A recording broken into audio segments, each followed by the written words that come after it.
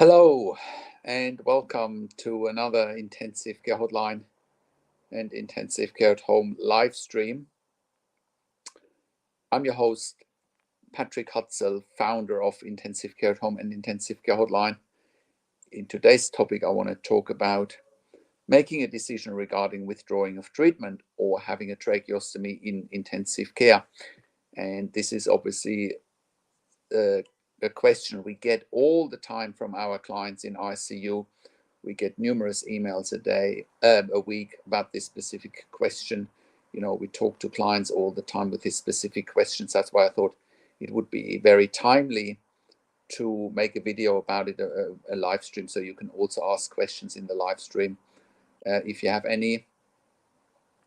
I also want to welcome our viewers that watch this video on rewatch if you're not able to attend to the session live here.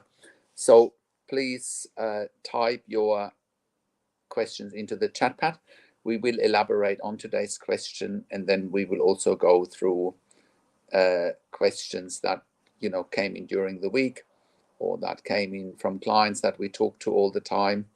So everything that I'm talking about here is really driven by our clients and readers. And I also want to thank our clients and our readers to keep the questions coming, because that way it's very easy for me to make these videos, because I get it from you. And that's what I want. I want to address content that's driven by you, the questions that you have. Now, before we dive into today's topic, just a little bit about myself. You may be wondering what makes me qualified to talk about such a topic as withdrawing treatment in ICU or having a tracheostomy, right? What makes me qualified to talk about this? Now, I am a critical care nurse, having worked in critical care for over 20 years in 3 different countries. I have also worked as a nurse unit manager in intensive care for over 5 years. I have been consulting and advocating for families in intensive care all around the world for the last 10 years. I'm also the founder and managing director of Intensive Care at Home, where we send intensive care nurses into the home and provide a genuine alternative to a long-term stay in intensive care. We're basically replicating an intensive care bed in the community for predominantly long-term ventilated adults and children, but also home BiPAP, home CPAP, seizure management, home TPN, IV fluids, electrolyte replacements, home TPN, central line management, port management, PICC line management, and so forth. So that's a little bit about me. So let's dive into today's topic. Please write your questions into the chat pad. If we have time, I will also give you the opportunity to call in live on the show. But let's get started with today's topic. So again, today's topic is triggered by all the questions we're getting, all the clients that we're talking to who have these specific questions. So today's topic is making a decision regarding withdrawing of treatment or having a tracheostomy. Now, the number of times that clients or prospective clients approach us here at Intensive Care Hotline, but also with Intensive Care at Home, where ICU teams are telling them, well, we should be withdrawing treatment here because if your family member survives, they won't have any quote unquote quality of life. Therefore, it's quote unquote in the best interest of your loved one to die, right? And it always boggles my mind that this is the sort of spiel intensive care teams are giving families without looking at all options, without giving them alternative treatments. I published a podcast a few weeks ago with one of our previous clients. And on the podcast, I talked to an ICU survivor and I talked to the family of this ICU survivor. They were our prime example. For example, on the podcast, the client confirms and the family confirms that he wouldn't be alive if it hadn't been for our involvement. So basically what happened was this. One of our clients fell off a scaffold last year and sustained a massive brain injury plus a cardiac arrest. So was critically sick, critically unwell. His life was really hanging at a thread in ICU. And as he was getting more and more unwell as he was in ICU, he had high intracranial pressures. He had low cranial perfusion pressures. He was on multiple inotropes. He just came out of a cardiac arrest. And the family was basically told, similar to what I said a minute ago, family was basically told that, the ICU wants to withdraw treatment, and tomorrow at 3:00 we're going to withdraw treatment because, it would be cruel to continue treating your dad because he's suffering. After, the client reached out to us, we successfully intervened and gave them, the education about a tracheostomy as an option, right? And cutting a very long story short, because you actually can have a look at the podcast, it's all there documented.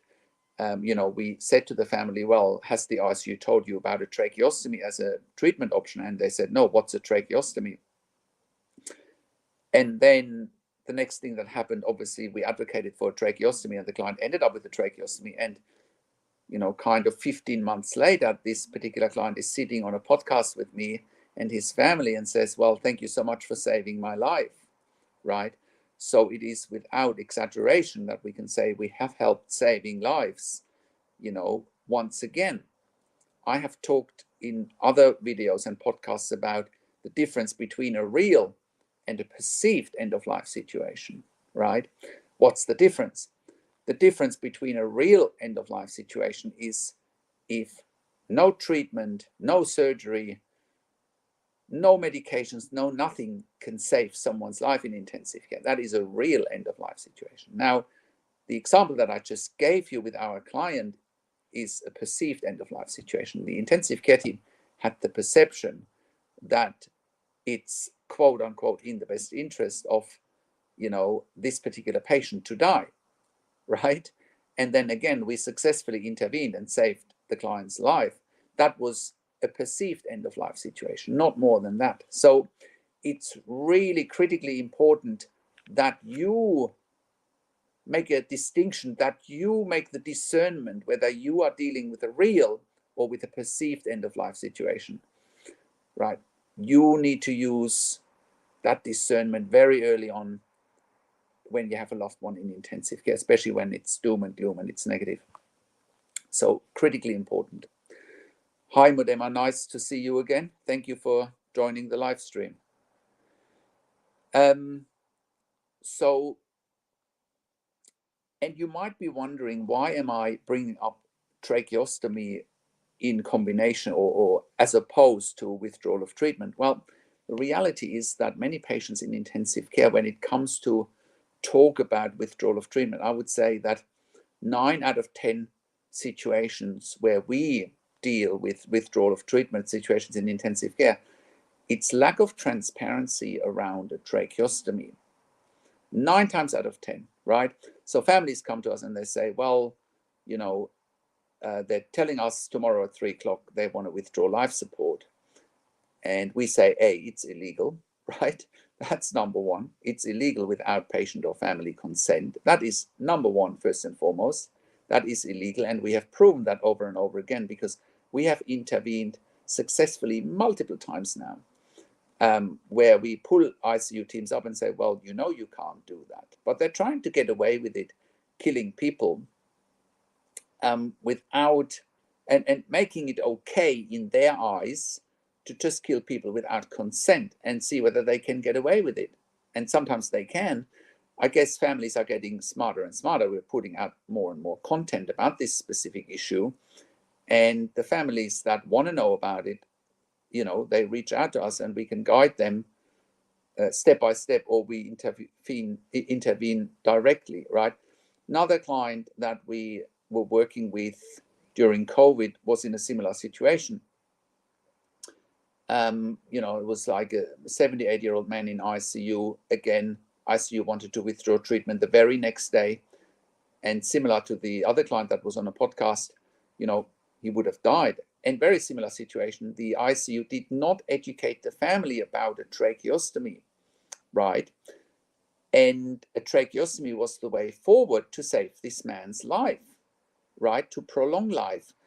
And, you know, sometimes a tracheostomy can prolong life. It cannot avoid an end-of-life situation sometimes. However, even if it can't avoid an end-of-life situation, you still want to have a say how and when your loved one dies, if you have any control over. You know, do you want to spend more time with your loved one? Are you waiting for the family to come from, you know, somewhere else, interstate, overseas, whatever the case may be? Critically important for families to get closure before it comes to end of life. So tracheostomy can do that. And also, I will talk about this a little bit later, also with tracheostomy, you know, there are services like now intensive care at home.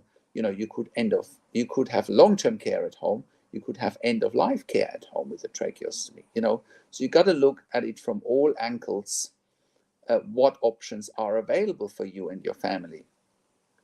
So, but I also want to highlight, you know, as much as I labeled today's topic, making a decision regarding withdrawal of treatment or having a tracheostomy, you know, whilst these are most of the times we're dealing with specifically this issue, I could have also labeled it making a decision regarding withdrawal of treatment or other alternative treatment options, which is what a tracheostomy is. But, you know, one thing that I'm saying over and over again is that intensive care teams are only sharing with families half of what's going on. So what do I mean by that? So this week I was talking to a client who had their father in intensive care, or has their father in intensive care still to this day, with multiple comorbidities, you know, kidney failure, diabetes, insulin dependent, BiPAP dependent, delirium, confusion, atrial fibrillation, congestive heart failure, pulmonary edema. So the list is very long of the complications that this gentleman is facing in intensive care. So I broke it all down for the client. You know, I could very quickly, you know, identify what medications this man is on, what they're doing, what they're not doing, and really give a second opinion very quickly and ask the family, well, have they done this? Have they done that? For example, for atrial fibrillation, you know, have they suggested a cardioversion, right? Have they educated you on a cardioversion as a treatment option, right? Have they changed the BiPAP settings? You know, they had no, families had, the family or this particular client had no idea what else needs to be looked at. You know, you can't just take for face value what you are seeing, because what you're seeing is often not what you're getting, right? You got to break it down. You have to understand intensive care inside out to really make recommendations and know what to look for and know what to recommend, you know. So Modema, you're saying, why is there such a negative impression of the trach? I thought it was part of the course in critical care. Look, it can be part of the course in critical care, but it doesn't necessarily have to. You know, the goal should always be to wean someone off a ventilator and avoid the tracheostomy. That should always be the goal. However, in many situations we're dealing with where weaning off the ventilator is not even part of the discussion.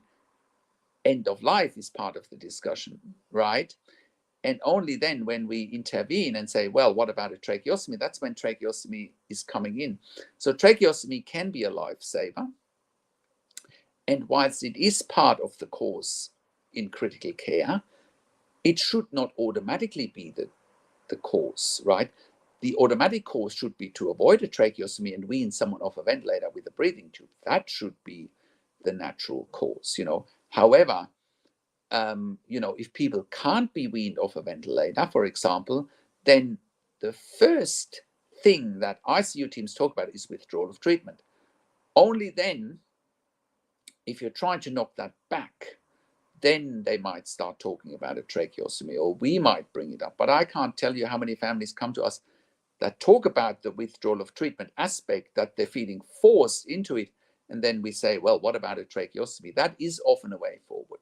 But other ways forward could be, you're having someone in intensive care, which is what we're seeing over and over again as well, for example, with pulmonary fibrosis, okay, or with ARDS, where pulmonary fibrosis might be secondary after the ARDS. So then again, intensive care teams say, well, there's not much else we can do. Pulmonary fibrosis, scar tissue on the lungs, your loved one will never come off the ventilator. Yes, we could do a tracheostomy, but we think, they won't have any quality of life.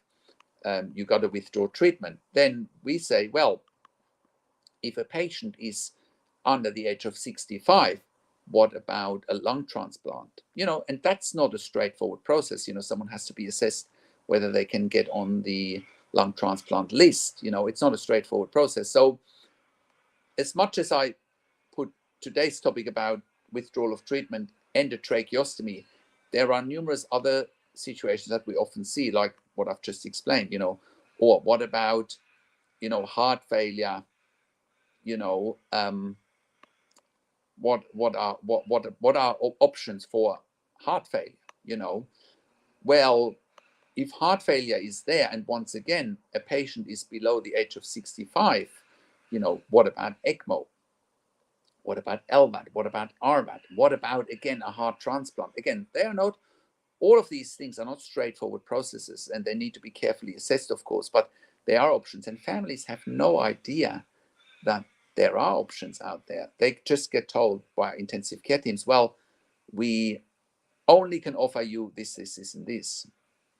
And inevitably, what we'll offer will lead to your loved one passing away, and that is not accurate. That is not accurate. You can see that I'm trying to create options here. Now, Modema, you're also asking, what are the long-term effects from a tracheostomy besides being alive? Sure. You know what, Modema, that will take too long today to go through that. But what I will do, I will make another topic about that, because that is a whole live stream topic in and of itself. Yeah, what about organ harvesting? Again, well, that fits in nicely with today's topic, Modema. What about organ harvesting? I tell you where that fits in nicely. Making a decision regarding withdrawal of treatment or having a tracheostomy. Now, instead of doing a tracheostomy, well, let's withdraw treatment and let's donate some organs, harvest some organs. That is something that I've seen many times as well, right? I'll give you some very good examples here about the withdrawal of treatment aspect and harvesting organs instead of doing a tracheostomy. I can give you two very good examples here. So as part of our intensive care at home, we had one client in the past, and we currently have one client. Both of them sustained a C1 spinal injury. It's the highest spinal injury there is. They're both quadriplegics. They're ventilator dependent, they're tracheostomy, and they can't really move anything besides their head, but they still want to live. So here's the gist. When they both had the accidents that led to their spinal injuries, when they first ended up in ICU, both families had been told or had been asked to withdraw life support quickly and donate organs. Now, both families were very opposed to that, right? Because for both clients, the brain was working, the brain was intact. They could make their own decisions, right? And but the families were absolutely devastated to even hear that, right? They could communicate with their children. They were both children at the time. They could communicate with their children, right? And they asked their children, well, do you want to live or do you want to die? And both children made it very clear they wanted to live. And both of them are still alive to this day. They're living at home, C1 spinal injury, on a ventilator with a tracheostomy. They have critical care nurses 24 hours a day, and they want to live, right? So is it a taboo? Is it a taboo topic? Maybe. I am not sure whether it's a taboo topic. I guess it seems to be a one-sided discussion. You know, there's all these initiatives about organ donation, you know, and again, similar to many other things, organ donation has its time and its place. I'm not saying don't donate organs, you know, in the right case. You know, if someone is brain dead, for example, and otherwise healthy, it can be a consideration, but you know, you can't force anyone or a family to donate organs of their loved ones. You can't force that. It has to come from the heart, you know. But what I am opposed to is if families are trying to be sold on an end-of-life situation to donate organs without having been educated about other options. That's what I'm opposed against. I do believe healthcare needs to be transparent. Families need to know about options, and options need to be given so they can make an informed decision. And that's where, you know, I keep saying over and over again, the biggest challenge for families in intensive care is that they don't know what they don't know. They don't know what to look for. They don't know what questions to ask. They don't know their rights, and they don't know how to manage doctors and nurses in intensive care. And, you know, in situations like that, Modema, you probably pointing it out correctly that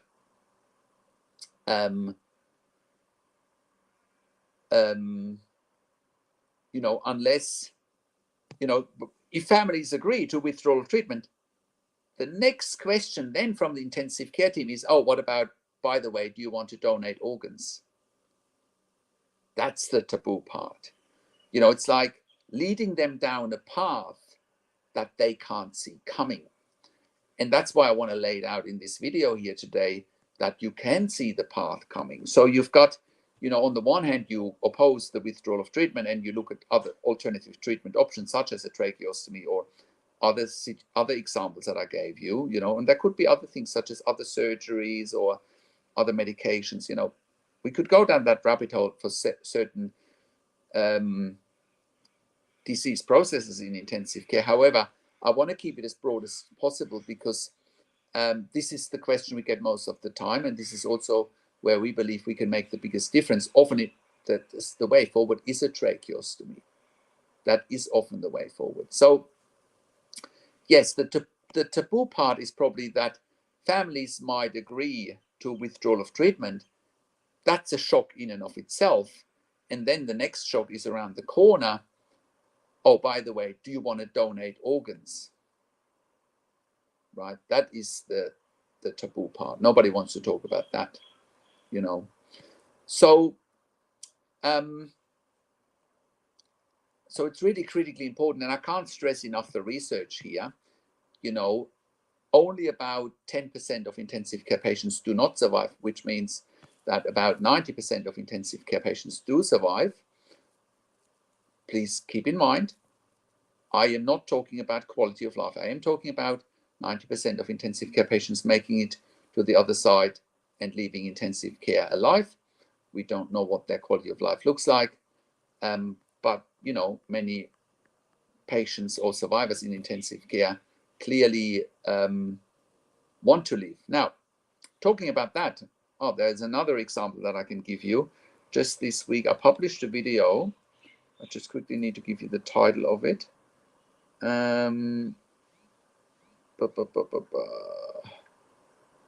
Yes, I published a video this week from a letter that we received from a previous client, and the title of the video is, "Why did the ICU team want to end my life prematurely? Compelling letter from an ICU survivor." So I encourage you to watch this video, because what was happening there is very similar situation. We worked with the client again during COVID. She was a 46-year-old lady at the time. She was in ICU with COVID. ICU was adamant to end her life prematurely. They were absolutely adamant. We looked at the case at the time and realizing that a tracheostomy had not been offered, and the family has been told, well, it's not in the quote unquote best interest of this lady to have a tracheostomy. It's quote unquote in the best interest of this lady to die. That was horrific, right? And again, we looked at medical records at the time. We were in meetings with the intensive care team, and we successfully advocated for a tracheostomy. And here we go. 2 years later, it might be 18 months, 2 years later, would have been, close to 2 years later now. This lady writes a letter to the hospital wanting to know what's happened. Why did you want to end my life prematurely? Is this even legal? Why did you give me a DNR? Is this even legal? Right? Why did you try and mislead my family? Right? These are the questions this lady is asking, and rightly so. So I'm glad I could make a video about it, again, to educate families in intensive care. And Modema, you're saying, and nobody really prepares themselves for these types of situations, and they find themselves in the middle of it. Yes, absolutely. So another thing that I've been saying many times is, no one's sitting at home thinking about, oh, I wonder what help I need if my spouse, my mom, my dad goes into ICU next week, right? Nobody's thinking about that. Of course not. People want to live life, and you don't want to, be thinking about negative things. But the reality also is that these situations happen, and the more prepared you are, the better it is. One way to get prepared is to watch my videos, read the blog, and so forth. But I could give you countless examples now where a tracheostomy has saved someone's life and getting them successfully to the other side. I could give you count. Last year we are still working with a client who's at home now, but he was a young man in ICU after cardiac arrest. They didn't want to do a tracheostomy. They wanted to let him die. He was 35 now. Cutting a long story short, again, after our successful advocacy and consulting, he eventually ended up with a tracheostomy, which saved his life. Now, that would have been last year, September, October. We are now in June. He's at home now with his family. No more tracheostomy. He's still on his way to recovery, but you can see that a tracheostomy can be a lifesaver, right? And as I said, Modema, I will be making a separate video about what are the long-term effects from a tracheostomy besides being alive. Yes, there are definitely other long-term effects from it, but similar to other situations, a tracheostomy, whilst for some patients it is a long-term arrangement and it can be for the rest of their lives, a tracheostomy, generally speaking, should be short-term, right? It should be short-term. Is this devastating on the psyche? Look, possibly devastating on the psyche, but when you look at research, again, I was talking about quadriplegics, for example, a minute ago. The research has shown that people eventually will go back to the level of happiness that they were before an injury.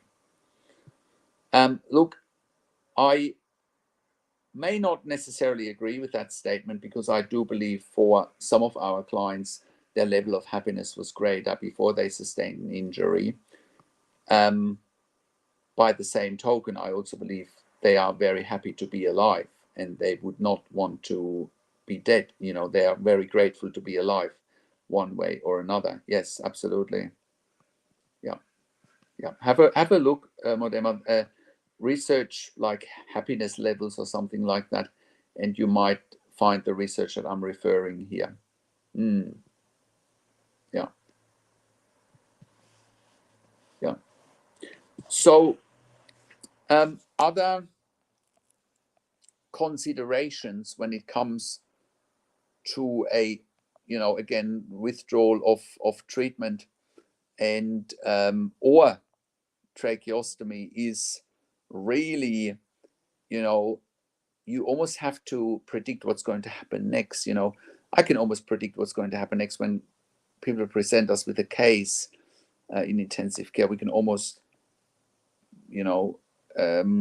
put out the lay of the land. We can almost, see what's coming. We can read the patterns. We can prepare families what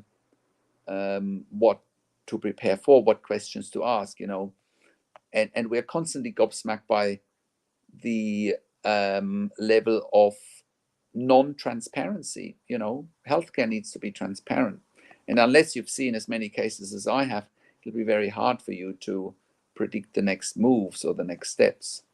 So look, what I would like to do next now, so I think we can sort of wrap up today's topic, and I want to read out and answer questions that came in during the week. And probably some of the questions that came in during the week would be tying in with today's topic. Let me just quickly look at and dig out my emails from this week, and then we'll go through. And as I said, I can almost predict, even with the questions that came in this week, they're probably somewhat similar nature. Now, here is another thing that I would like to, yes, I was telling you a minute ago that I was consulting a client this week who has their 78-year-old dad in ICU, actually on and off BiPAP, and with a feeding tube that was with atrial fibrillation, kidney failure, diabetes, insulin dependent, heart failure, chronic heart failure, and so forth. So even in this situation, the ICU team sent in palliative care to, quote unquote, have a chat to the family to stop treatment. Right now, for someone on intermittent BiPAP, it's not as simple as stopping treatment. Yes, the person would probably die without the BiPAP, but it would be possibly a very slow and drawn out process. And the only way you could speed that up is potentially with sedation or opiates. Now, if the family didn't go down that rabbit hole, of course, but if the family would go down that rabbit hole, then I argue the only way to let this person die is by euthanizing them, by giving them sedatives and opiates. You got to ask yourself, what are hospitals really up to in this day and age? Is this some form of population control? What are they really up to in this day and age? What if families don't want to do their own research? What if they believe every single thing that is being believed? Yesterday, actually, I was at a conference and was talking to an intensive care specialist there, and we were talking about our intensive care at home service, and she potentially wants to work for us, and I was asking her about her motives, of course, and what makes her feel aligned with our values. And she said, she had a family member, a niece, who passed away from cerebral palsy in another country, and didn't get the necessary support that we could offer with intensive care at home.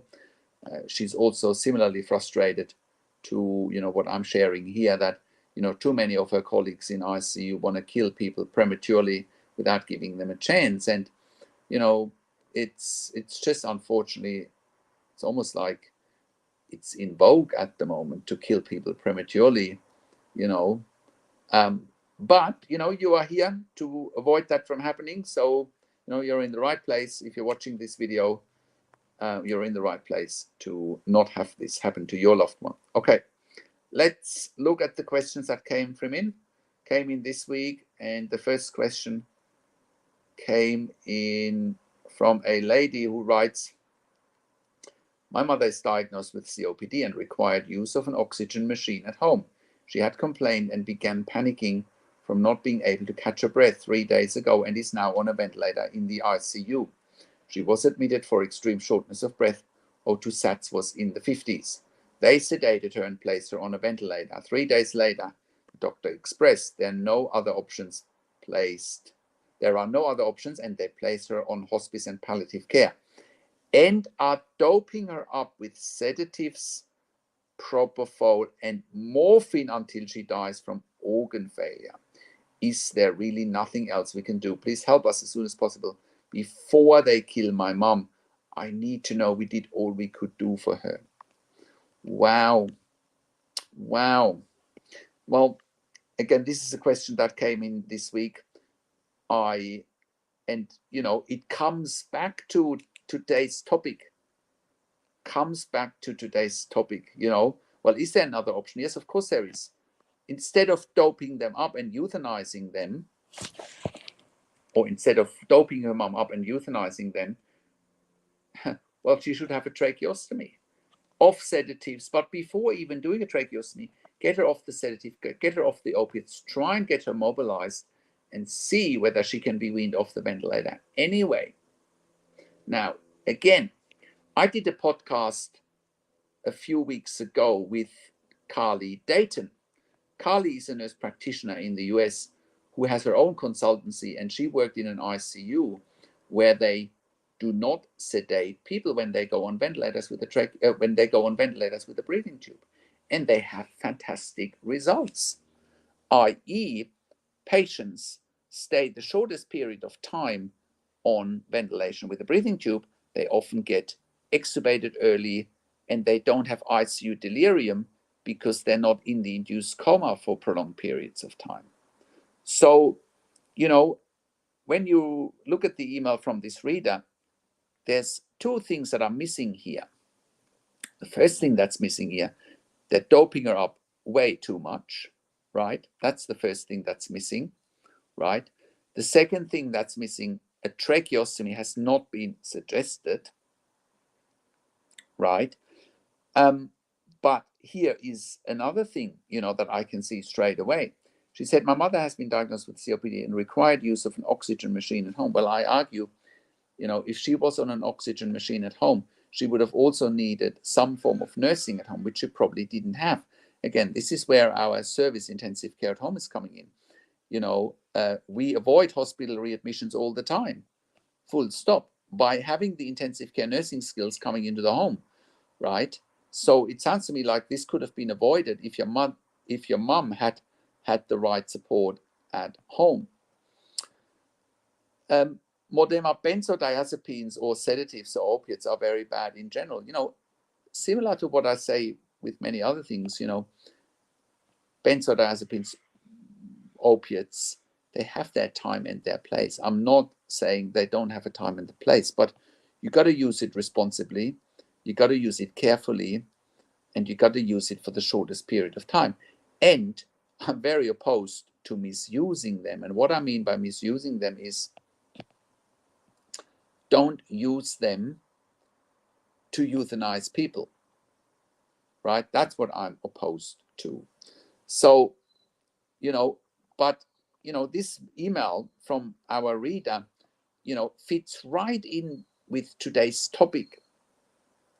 She's been on a ventilator for 3 days and they're already talking about withdrawal of treatment. Nobody educated this lady about a tracheostomy, which is evident from her email. Similar to what I said in the beginning of this presentation, where, when families come to us, they don't even know what a tracheostomy is. So the email from this reader is showing me the ICU certainly hasn't educated her about a tracheostomy as a treatment option for her mom, right? So she has no idea where to go. Well, I hope you're watching this video and you know where to go from now. Okay, so now she's also saying in the email her mother's O2 sats was in the 50s. Well, that's really low, very low, life-threatening, and you got to oppose hospice and palliative care here. You got to start advocating for a tracheostomy, and even let's just say she has end-stage COPD. Okay, let's just take one of the worst case scenarios here with the information that this lady shared. Let's just say this lady has end-stage COPD. Nevertheless, she should have a tracheostomy to have end-of-life care at home, right? If that's what she wants, of course, But what I am saying is this family needs to be given options to have an end-of-life situation on their terms, not on other people's terms. So I hope that helps. To answer that question, you just got to give me 1 second. I need to moisten my throat.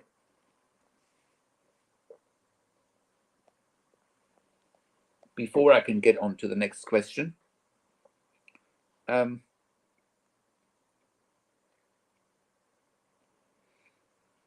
Just give me a second.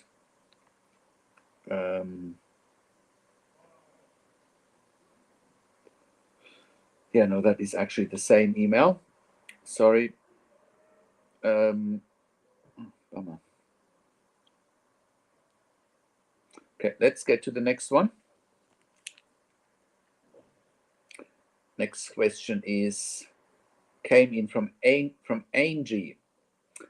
Angie says, I just found your website while searching the web. I sadly inexpertly lost my father in a hospital a year ago in June 2022.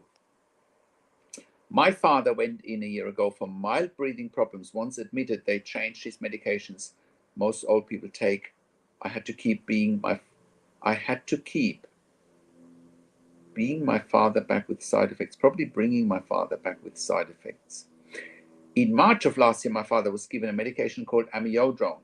He really started to go downhill after this. Couldn't walk much more anymore, breathing for bad, shaking arms. The specialist who ordered it ignored our serious concerns. It seems my father was getting new problems from this medication, such as low thyroid function. To make a long story short, last May I took my father to emergency as his leg gave out. From my father's leg, FCI going out. That doesn't make sense. We found my father in wet and soiled diapers 2 days in a row in hospital. My father never wore diapers before. My father got pressure sores from the hospital. By the late afternoon, the second day, my dad started feeling sick, nauseated, and tired. I kept progressing, hard time to talk, having trouble breathing. My father kept progressing, having a hard time to talk and having trouble breathing. His oxygen was low, 1 liter went to 9 liters. He was getting slow in mind, not stupid, but hard to arouse. I kept getting told he was tired and old. They did a CT scan. The nurse told me it came back, but she could not tell me the result of the culture test, which I found very strange. 2 days later, my dad was totally not himself. Pulling at Kleenex, I hung at the skin. My mom and I found him like this. My father was in much distress. Then I learned the hospital has no ICU unit. So the doctor should have known this and had him out days before. If mom and I didn't come that morning, I believe they would have left my father to die. That day, I had to transfer my father to another hospital with an ICU, as he ended up going into septic shock and kidney failure. How does it get this bad? Did they ignore? And what about the infection? Now, before I continue reading out this email where the father then went into ICU, I just want to quickly highlight the amiodarone your father was given is most likely a result of him going into atrial fibrillation or AFib. Now, amiodarone comes with the side effects that you've described, can come with lethargy, tiredness, low thyroid function, but also the lethargy and the tiredness could also come from your father going into atrial fibrillation because it's an irregular heart rhythm. So amiodarone is a drug of choice for atrial fibrillation and it can work wonders, but in your dad's situation, it may not have helped the way it's supposed to help. So let's continue with this email where now the lady talks about when her father went into ICU after she realized she was in a hospital with her father with no ICU. I put my father in ICU and on life support, which were his wishes. I gave permission for light sedation to intubate him, but didn't want my father on long or any morphine. My father never could wake up as they sedated him heavily, and if they would have listened to me when I, as his power of attorney, said I want my dad off the sedatives and wake him up, they kept telling me, you don't want your dad to suffer. Please let him go. Again, this ties right in with today's subject about making a decision regarding withdrawing treatment or having a tracheostomy. You know, ICUs often say, well, you don't want your dad to suffer, you don't want your mum to suffer, you don't want your child to suffer. Well, do you want your family member to live, or do you want them to die? Once someone has died, they're gone as far as we know. Okay, let's continue on with this email. I said my dad's wishes are to live. I want to prolong his life as miracles can happen. To make a long story short, they went behind my back, they pulled out the feeding tube, removed the dialysis, and stopped all medications. They put on my dad to palliative care and medication and gave my father something called midazolam. He died soon thereafter. They went behind mine and my mother's back. We were dad's power of attorney. Is this not murder, assault, and battery? And the first hospital neglect, where they didn't have an ICU. Not wanting to take my dad to the bathroom as they didn't want to break their back, and putting him on diapers instead. My father was a healthy man. Otherwise, the media will not touch my story, as I have an investigation ongoing. I feel my voice can't be heard. Power of attorney is a legal document. How can they do this? This is from a reader, Angie, in Canada. Well, Angie, I fully agree with you that this is potentially murder, assault, and battery. I've been saying this for the longest. If they put your dad on midazolam and they removed life support, again, that is potentially euthanasia, potentially murder. Depends what else was going on. But this is the reality where many families find themselves in intensive care, you know. And then they find our website and then they write an email like this, realizing that they didn't know what they didn't know. They realize that they needed an advocate and now it's too late. You know, with no word did this lady mention a tracheostomy as an option, you know. And it's in this situation, like in many other situations, you know, the quicker that ICU teams can withdraw treatment, the quicker, you know, they can get patients out. And unfortunately, some of the medicines like midazolam, propofol, morphine, fentanyl help to euthanize patients and help to end their lives. It's very sad. I can only go through it one email at the time. You know, we can only work through it one client at the time, you know. But this is the sad reality of the state of healthcare in 2023, or the email actually says this all happened in 2022, you know, which is also telling me that families after a while realize, when the dust has settled, that they've made the wrong decisions, that they feel like they've been walked all over. And when they start doing their research, eventually they find our content and then they reach out with an email like that. This is not unusual. This is not the first email we're getting like this, you know. And that's also, what's the solution to this? I'll tell you what the solution is. If you are faced with a situation like this, you know, like we just had from Angie here, always make decisions while it's projecting self 12 months out. 12 to 24 months out. Think about this. So today you might make a decision of, you know, agreeing to withdrawal of treatment. And then, you know, your mom, your dad, your family member might pass away within 24, 48 hours. And, you know, you are probably running on adrenaline whilst this is all happening. You can't think clearly. It's critically important that you think clearly in those situations. Critically important. It's critically important that you project yourself 12 months out. And, you know, if you think about 12 months from now, would you regret having given consent to kill your mom, your dad, your spouse, whatever? Would you regret that? Well, I don't need to answer that question for you, but I think I can answer the question for you. Because this is exactly what this lady is dealing with. She's 12 months later writing me this email, detailing exactly what's happened, similar to the email that we had from the reader before, where the reader says, well, is there nothing else that can be done because they want to euthanize my loved one, right? Well, there are other things that can be done. That's what today's live stream is designated for, about alternatives, right? So let's get to the next question before I wrap this up today. The other question is coming from Rose.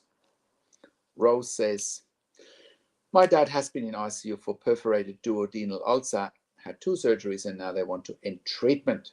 The hospital is pressuring us to finalize either hospice care or comfort care or palliative care.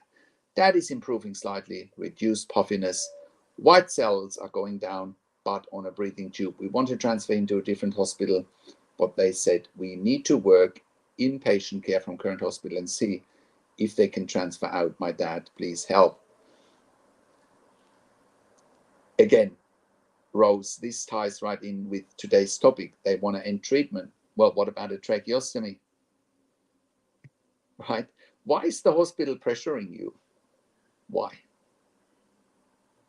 Quality of life is a perception, no more than that. Your perception about quality of life is different to my perception. The doctor's perception about quality of life is the doctor's perception, not yours. Your perception is that matters. And once again, with services like intensive care at home now available, why would you not prolong life? What this is all about really is about emptying intensive care beds. That's what it's all about. It's about emptying intensive care beds. It's about letting people die as quickly as possible so they have another intensive care bed that is needed for another critically ill patient. Now,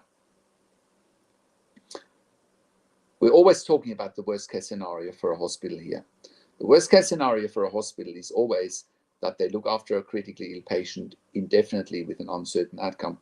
All of the cases that we spoke about today fit that criteria. They're critically ill patients. They could be in intensive care for a long time with an uncertain outcome. That's the intensive care team's nightmare, right? And that's why they say what they say. They don't want to face that nightmare. Whereas for you, you'd be happy to give it any time, whatever it takes to let your loved one live. So, and again, this all links in with what we do with intensive care at home, because all of our clients wanted to live irregardless of the odds they were facing whilst they quote unquote lived in intensive care for months and sometimes years on end, right? Whereas going home, is another option to have quality of life or quality of end of life at home. Comes down to that. So look, I do want to wrap this up today. If you have any final questions, please type them into the chat pad now. Again, part of the discussion today, I also wanted to make it part of the discussion today. What about intensive care at home? Where does that come in? Yes, once you have a tracheostomy and you can't be weaned off a ventilator, look at intensive care at home, of course. We can help you, take you home. We are currently operating all around Australia in all major capital cities, including rural and regional areas. If you are having a family member in intensive care, contact us, please, whether you need consulting, advocacy, whether you need intensive care at home, please contact us. If you are an NDI support coordinator and you're having participants in those situations, or if you're a hospital and you want patients out in these situations, please contact us as well. We believe we have a very humane approach for our clients, where clients feel in control. But we can also give you as a hospital the control by having an alternative pathway and by getting patients home, right? Again, if you're an NDI support coordinator, specialist support coordinator, we would want to talk to you. We would want to engage with you and help maximize the best outcomes for your participants, especially when it comes to funding for nursing care at home, for intensive care at home. So thanks for watching again. If you have a loved one in intensive care, go to intensivecarehotline.com, call us on one of the numbers on the top of our website, or simply send us an email to support@intensivecarehotline.com. And if you want to go home, contact us at intensivecareathome.com. Same phone numbers. Our email there is info@intensivecareathome.com. Also, have a look at our membership for families in intensive care at intensivecaresupport.org. There you have access to me and my team 24 hours a day in a membership area and via email. And we answer all questions intensive care and intensive care at home related. Also, I do one-to-one consulting with families in intensive care, over the phone, via Zoom, via WhatsApp, whichever, Skype, whatever mode works best for you. And if you need a medical record review in real time to have a second opinion, we do that as well. Please contact us. We can provide you a second opinion in real time by doing a medical record review or by talking to doctors and nurses directly. We also do medical record reviews after intensive care if you have unanswered questions, if you need closure, or if you're simply suspecting medical negligence. Now, once again, thank you so much for watching. Thank you for your questions. I do these YouTube live streams, generally speaking, every Sunday morning, 10:30 a.m. Sydney, Melbourne time, which is 8:30 p.m. During summertime in the US, Eastern Standard Time, 7:30 p.m. Central Time, 6:30 p.m. Mountain Time, and 5:30 p.m. Pacific Time on a Saturday. If you have any questions, please reach out to us. If you want me to make a specific topic, I will. And whatever I will be choosing this particular topic that you've suggested today. What are the long-term effects from a tracheostomy besides being alive? That's one live stream in and of itself. So thank you so much. And subscribe to my YouTube channel. Share the video with your friends and families. Give the video a like. Give it a thumbs up. Click the notification bell and comment below your questions and insights. Thanks for your support. And I will talk to you very soon. Keep also an eye on my videos that I'll be publishing this week with the quick tips. Take care for now.